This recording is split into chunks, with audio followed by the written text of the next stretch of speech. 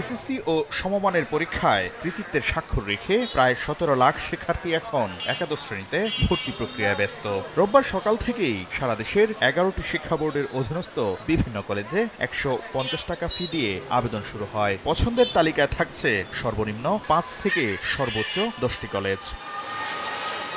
তবে সকালে আবেদন শুরু হওয়ার কিছুক্ষণ পর একসঙ্গে লাখ লাখ শিক্ষার্থী সার্ভারে হিট করলে কিছুটা বিলম্ব ও ভোগান্তি তৈরি হয়। পরে স্বল্প সময়েই কারিগরি ত্রুটি সমাধান করে আবেদন প্রক্রিয়া চালু করা হয়।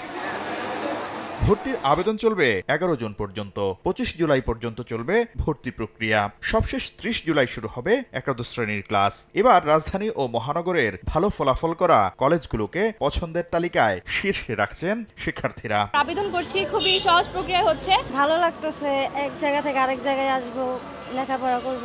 তবে এসএসসি পরীক্ষায় প্রাপ্ত নম্বর বিবেচনা না করে কলেজের পছন্দ তালিকা তৈরি করলে কাঙ্ক্ষিত প্রতিষ্ঠান পাওয়া সম্ভব নয় বলছে শিক্ষা বোর্ড। তাই শিক্ষার্থীদের ক্যাচমেন্ট এরিয়া বা নিজের এলাকার প্রতিষ্ঠানকে পছন্দ তালিকায় রাখার পরামর্শ শিক্ষা বোর্ডের। তার প্রাপ্ত যে রেজাল্ট, সেই রেজাল্ট বিবেচনা করি তাকে এই অপশনগুলো দেওয়ার জন্য আমি আহ্বান জানাচ্ছি। এলাকায় যে সমস্ত কলেজ আছে তার ক্যাচমেন্টের মধ্যে সেগুলাকে সে যদি অপশন দেয় তাহলে অনেকটাই এর সমস্যাগুলোর সমাধান হয়ে যাবে এবং ওই সমস্ত কলেজগুলোতে সে সিলেকশন পাওয়ার সম্ভাবনা বেশি থাকবে। একদিকে জিপিএ 5 পেয়েও কাঙ্ক্ষিত কলেজ মিলবে না অনেকের, আবার অনেক কলেজেই শিক্ষার্থী পাবে না। তাই সব কলেজে মানসম্মত শিক্ষক নিয়োগ দিলে শিক্ষার্থীরা শুধু রাজধানী বা মহানগরের কলেজ নয়, স্থানীয় কলেজে পড়তেও উৎসাহিত হবে বলে মনে করেন শিক্ষা বিশ্লেষকরা।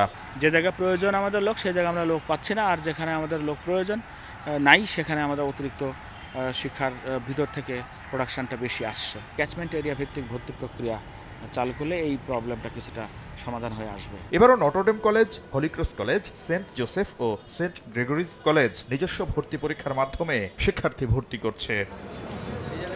শাকির আহমেদ, সময় সংবাদ, ঢাকা।